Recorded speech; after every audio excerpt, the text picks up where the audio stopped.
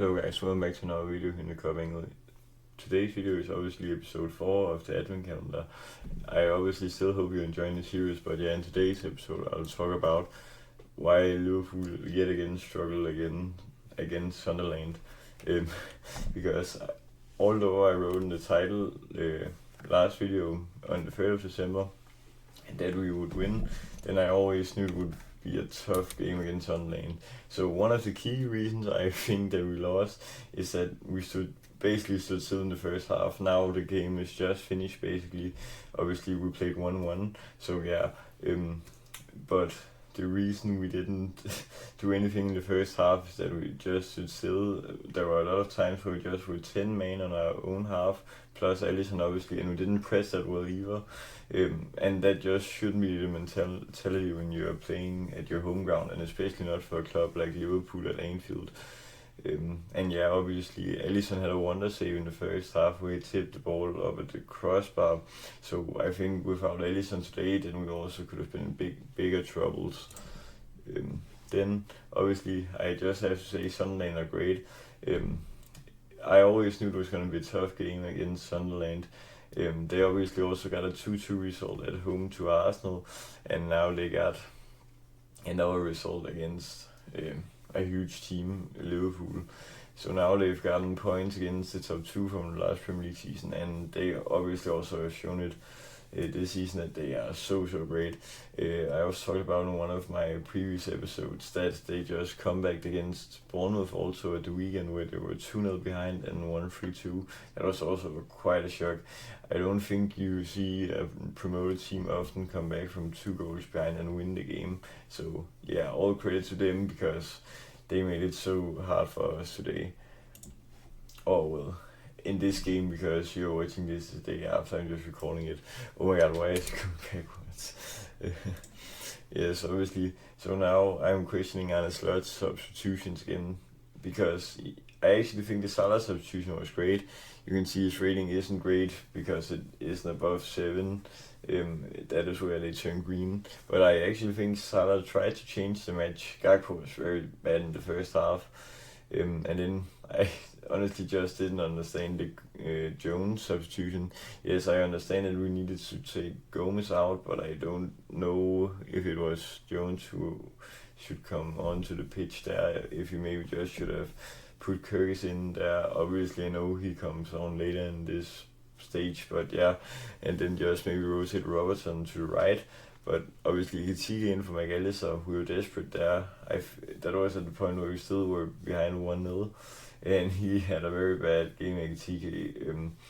I also think it was a bad time for him to come in because it was hard to break through that defense, Sunderland, and yeah, so maybe it just wasn't the game for him. And then Chiesa and Curtis came on at the end. Obviously I think it's fair that Chiesa gets a chance. He obviously also cleared a ball going in the last minute or in the stoppage time. And then Curtis, as I talked about before, maybe he just should have substituted with Gomez instead and then just changed Robertson to the other side, because I honestly didn't see what Jones did today. Jones, although has been good, underrated this season compared to a lot of Liverpool fans say, but I also think his performance today just can get caused by the fact that Sunderland obviously made it very tough for us, as I already have said. Now the stats in this game, I actually didn't recognize that we had this many shots, but we had just under 1.5 XG, they had just a half. We had 68% possession, they obviously had 32%, that means we had 23 shots, they had 9, and then they had 6 shots on target and we had 4. That's probably why I didn't notice that we had that many shots, because we weren't that effective. And then we had 1 big chance each, and we had 7 corner kicks, they had 3. So I felt the corner kicks and we were close at the end on the corners.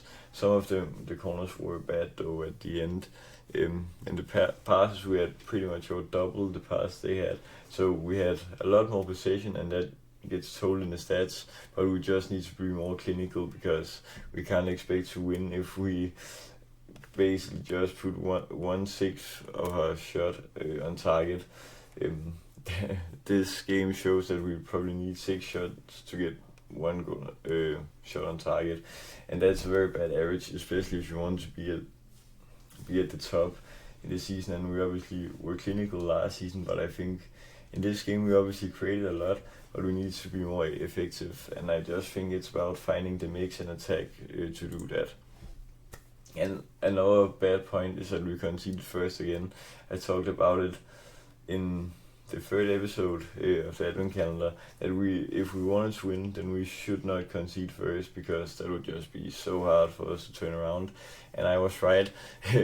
Obviously, we got the 1-1 result, which probably is fair enough, because we were so bad just before and after the Sunderland goal. Oh, well, we weren't necessarily bad before, but that just wasn't happening a lot. And then the 5 minutes after they score Sunderland, then you just think, wow, we're gonna lose this.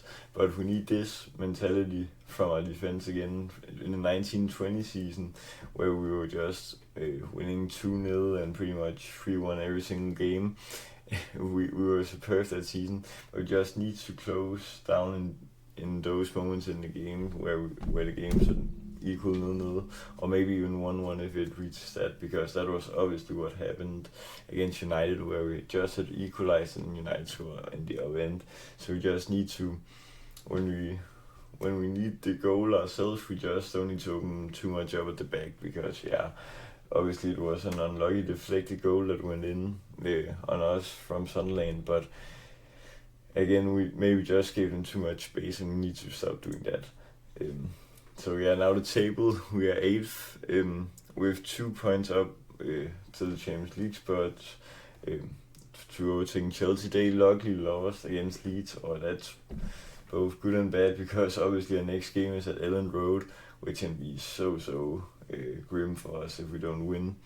And then now we're obviously 11 points behind Arsenal. I never thought that we would catch them after the weekend anyways, but it's just so bad that we're 11 points after the leaders, only 14 games into the season. We aren't even halfway in the season yet. That's just a very bad sign. Obviously, I also want to talk about in the Tuesday in this midweek round, City also had a crazy game, won 5-4 against Fulham. I honestly thought that the game might have ended 5-5.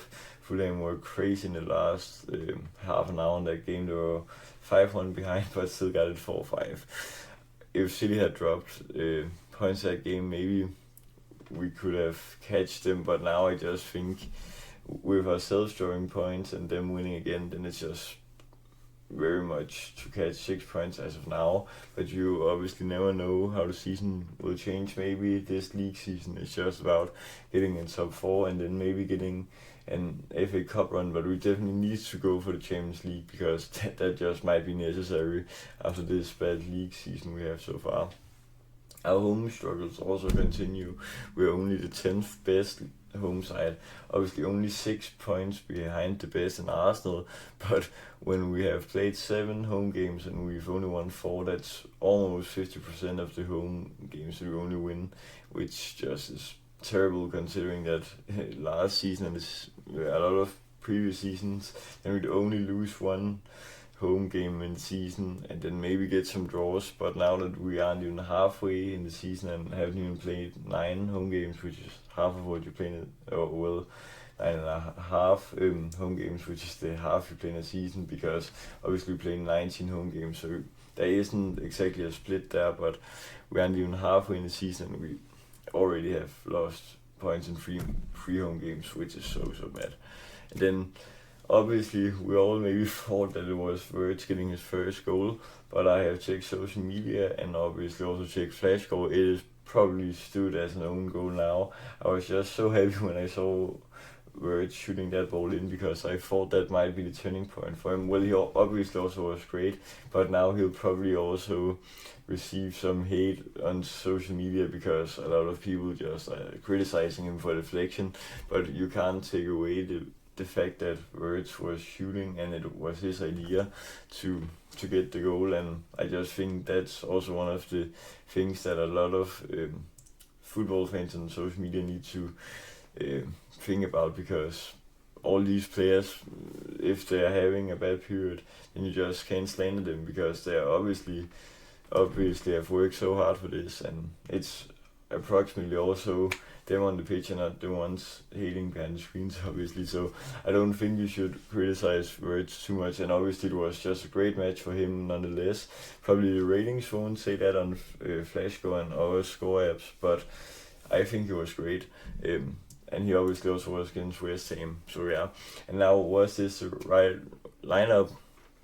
I called it pretty much from my last video. I just said that it was Kirkus that was going to start, and then I also said that I probably wanted Ekitike to start. I maybe thought it was the wrong thing to start Isak, because I talked about earlier in this video, then this maybe isn't a great game for Ekitike to get sub on in, so maybe Ekitike should have started, but I don't think there were much better opportunities or place in the pitch just for this game, because Salah obviously hasn't played well this season, so it's fair enough that he got the bench, and he was solid in the second half. So yeah, I think that was the right thing from Arne, just needing to start Ekitike. I probably think he will against Leeds, and we obviously once again against Leeds, we just need to don't concede the first goal and obviously score quickly, so that we can get the away and rocking, because if we concede first, then it can be very ugly if we once again lose points. But yeah, guys, that was all for today's Advent Calendar episode. I hope you enjoyed. Remember to like, subscribe, and share for Liverpool fans. Till next time, peace.